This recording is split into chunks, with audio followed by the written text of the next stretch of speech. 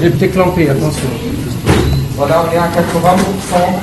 Vision impressionnante que les mains expertes du professeur Lee, recousant un trou dans le cœur du jeune Fallou, 7 ans. Une malformation de naissance qui empêchait son sang d'être bien oxygéné jusqu'à freiner son développement et le mener à terme vers une mort certaine. Donc voilà, donc ça c'est la machine qui pompait, il a réduit jusqu'à l'arrêt de la machine. Donc là c'est le cœur tout seul qui travaille. Comme 10 autres enfants opérés cette semaine, Fallou est désormais guéri. Zainabou a vécu 16 ans avec la même malformation.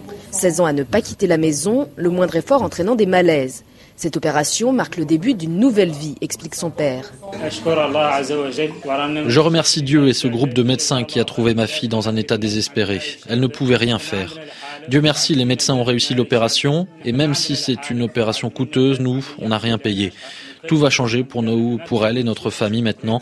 On n'aura plus de problème, elle est guérie.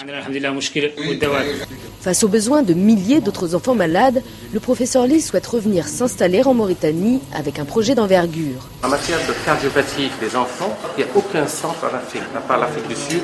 Moi, mon idée, c'est un centre sous-régional. En m'installant avec un centre de référence, on est sûr au moins d'apporter l'expertise nécessaire pour la prise en charge de ces enfants. Sans laquelle, c'est des décès, parce qu'il y a au moins 1 million d'enfants qui attendent à être soignés. Et c'est dans ces pays en voie de développement qu'on trouve plus de 93% de ces populations atteintes. Et malheureusement, plus de 8 enfants sur 10 meurent sans soins, alors qu'un enfant qui est soigné est un enfant guéri.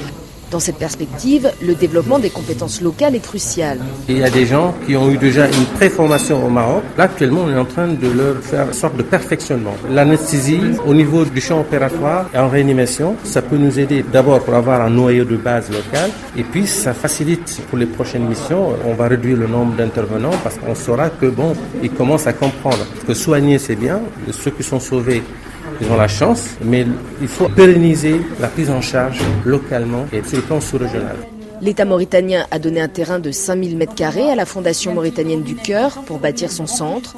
Le professeur Lee estime devoir récolter 3 millions d'euros pour concrétiser le projet. Laura Martel, Nouakchott, RFI.